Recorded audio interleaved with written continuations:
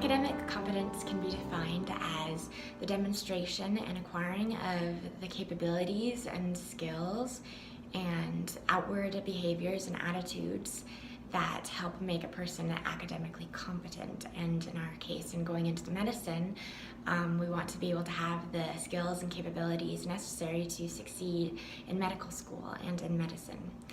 And this can be coupled with vocation, whose definition is basically how we are called to serve others and the calling in our lives. And this encompasses every aspect of a person's life and everything they do.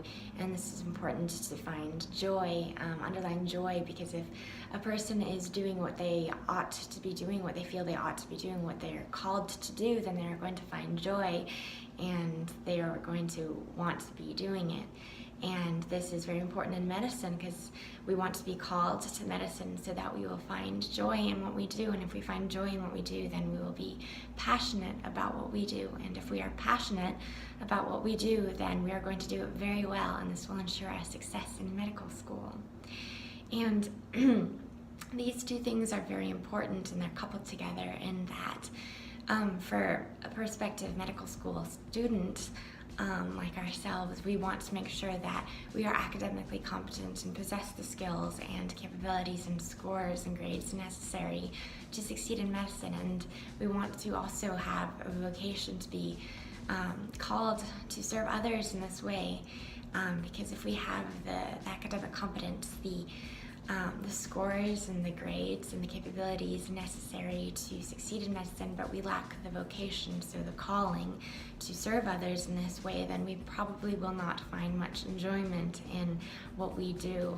And the inverse is also true, in that if we have the calling to go into medicine, but we don't have the academic competence, the scores, the grades, and the skills necessary, then it's harder to recognize, to reconcile these differences, because we want to make sure that we are both academically competent and have the vocation for serving others in this way in medicine.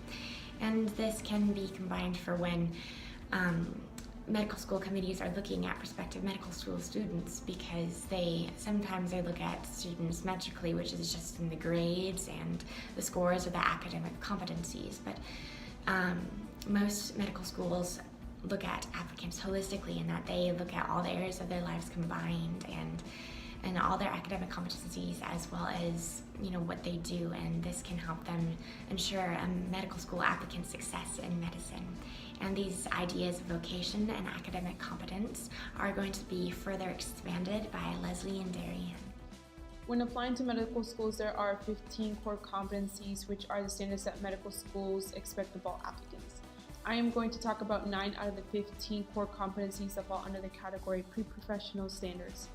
These core standards are service orientation, social skills, cultural competence, teamwork, oral communication, ethical responsibility to self and others, reliability and dependability, resilience and adaptability, and finally, capacity for improvement. These competencies listed here are not new to us, nor they shouldn't be new to us, for we have been learning and hearing about it since freshman year. I am going to start off with 3 of the core competencies that I think go hand in hand, which are social skills, teamwork, and oral communication. First things first, one must be able to know how to talk to people. In order to be able to communicate well, one needs to know how to convey information effectively and be able to clarify any confusion. Another aspect in oral communication is being an active listener. And as we have learned in the past week, being an active listener goes hand in hand with what some of the main points in Dr. Desgupta's lecture on narrative medicine. Next, one has to be aware of the person that they are talking to, and I mean that you have to keep in mind their feelings, needs, social and behavioral cues, because it dictates how you will interact with them, and you must be able to respond accordingly to them. Once good oral communication and social skills are established, it provides that platform to be able to work with other people. The third standard that I mentioned, teamwork. In a teamwork setting, a group of people are working together towards a specific goal, and to successfully accomplish that goal, one must be able to share with each other information and knowledge. Next on the list that medical schools are looking for in applicants is reliability and dependability, which is pretty self-explanatory. They are looking to see if the applicant can fulfill obligations in a timely manner with a satisfactory performance. Closely related to this standard is being ethically responsible to self and others. Here, they are looking to see if the applicants are honest, act with integrity, and they are able to follow ethical principles as well as have moral reasoning. So far, we have covered 5 standards. The next standard on the list is resilience and adaptability, where they are basically looking for applicants are able to withstand stress and have the ability to adapt under that stress.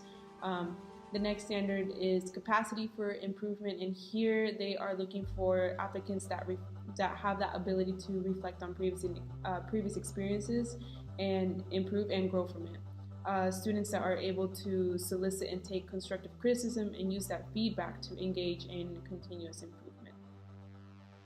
The last 2 core competencies are standards that we actually have been touching on recently in class. These are service orientation and cultural competency.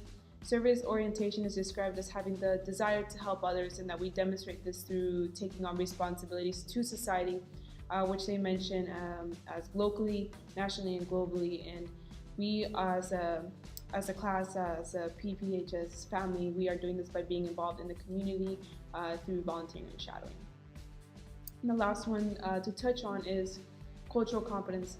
Here, they define it as demonstrates a knowledge of sociocultural factors that affect interactions and behaviors, and shows an appreciation and respect for multiple dimensions of diversity, and recognizes and appropriately addresses biases in oneself and others. Interacts effectively with other people from diverse backgrounds. Basically, their definition is just having knowledge of different cultural views and practices, and being able to understand and interact with people from different cultures. This is different when compared to structural competence, in which we learned about in the day 3 readings.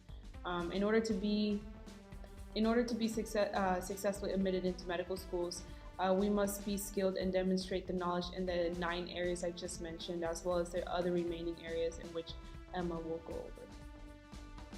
The idea of vocation, being called to serve, is not as often talked about compared to academic competence, despite the importance of feeling called to serve in the medical field.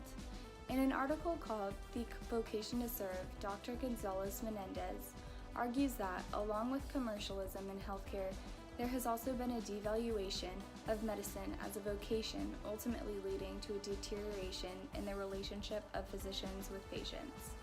He says that one contributor to this devaluation of medicine as a vocation is due to some professors' overemphasis of knowledge and skills at the expense of objectives that reinforce values and attitudes.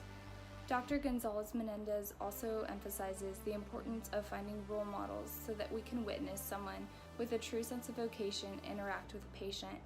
I think many of us have observed the doctor-patient interactive differences between physicians who feel called to serve compared to those who feel their work as a job to be completed during our shadowing experiences. Overall, Dr. Gonzalez Menendez argues that a sense of vocation should be a primary factor in selection of candidates, and through collaboration and appropriate vocational development, health institutions will become abundantly filled with respect, empathy, willingness to help, solidarity, and engagement with patients and families. Although many think that metrics are the sole determination of admission into medical school, we cannot put the importance of vocation on the back burner because admissions take a holistic approach. Therefore, both academic competence and vocation in healthcare are important factors to concentrate on and reflect on during our journey into medicine.